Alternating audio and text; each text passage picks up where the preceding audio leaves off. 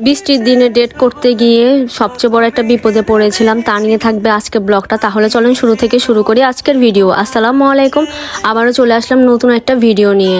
তো আমি চলে আসলাম গান পয়েন্টে। আজকে বিকালে এত পরিমাণে বৃষ্টি হয়েছিল যে কি বলবো, আর আমি দুইবার ড্রেস চেঞ্জ করে আবার বসেছিলাম।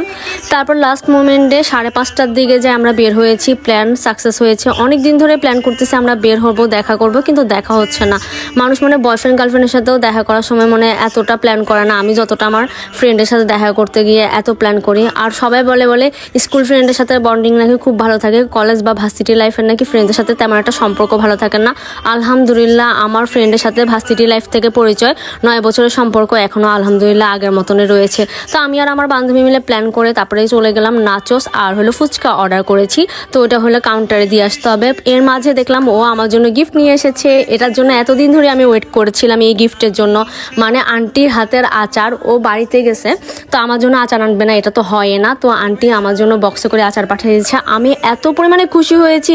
আরেকটা গিফট দেখে আমি সাডেনলি অবাক হয়েছি। আমি বলি এগুলি কি দিচ্ছে আমাকে? তো দেখলাম যে আমাকে একটা পারফিউম দিয়েছে, একটা ড্রেস। আমি এত পরিমাণে অবাক হয়েছি। পরে বললো তোর বার্থডে ছিল না, তোর বার্থডে গিফট। আমি আসলেই শখ খেয়েছি। আর এত সুন্দর টপস কিনে দিয়েছে, আমার কাছে তো অনেক ভালো লেগেছে। থ্যাংক ইউ বান্ধবী এত সুন্দর গিফট দেওয়ার জন্য। আর বাকি কি গিফট দিয়েছে ওটা আমি একটা পরে ভিডিও আপনাদের সাথে শেয়ার করব। ওইখানে খুলে দেখার কথা বলেছে, দেখি খুলে দেখছিলাম। এর মাঝে আমরা একটু ভিডিও করে নিয়েছিলাম। তার মাঝে ওখানে দাঁড়িয়ে আমি কিছুক্ষণ ভিডিও করতেছিলাম। এটা কিন্তু দেখতে অনেক ভালো লাগতেছে। বৃষ্টি শেষ হয়ে যাওয়ার মুহূর্ত আর কি, বৃষ্টি শেষ হয়ে যাওয়ার পরের মুহূর্তটা কিন্তু দেখতে অনেক সুন্দর লাগে আমার কাছে। একটু ভিজা ভিজা টাইপের থাকে, পুরা দেখতে আকর্ষণীয় টাইপের লাগে। তারপর এখানে আমি ঘুরে করতেছিলাম। এর মাঝে আমাদের খাবার চলে আসছে। ওদের ফুচকাটা আমার কাছে ভালো লেগেছে। ফুচকার দাম ছিল 80 টাকা, নাচোস ছিল 250 টাকা করে। এত বকওয়াস একটা নাচোস খেয়েছি আমার লাইফে, জীবনে এমন বকওয়াস নাচোস খাই নাই। তো নাচোসটা বকওয়াস কেন হয়েছে সেটাই বলি। এত পরিমাণে হার্ড ছিল যে খেতেই পারছিলাম না। চিকেনের কোয়ান্টিটি একেবারে ছিল না বললে চলে। তার মাঝে আমাদের একটা কোল্ড ড্রিঙ্কস খাবো। এখানে থেকে আইসক্রিম হতে সব কিছু বিক্রি করছে। তারপর কোল্ড ড্রিঙ্কস খেয়ে বের হয়ে যাচ্ছি।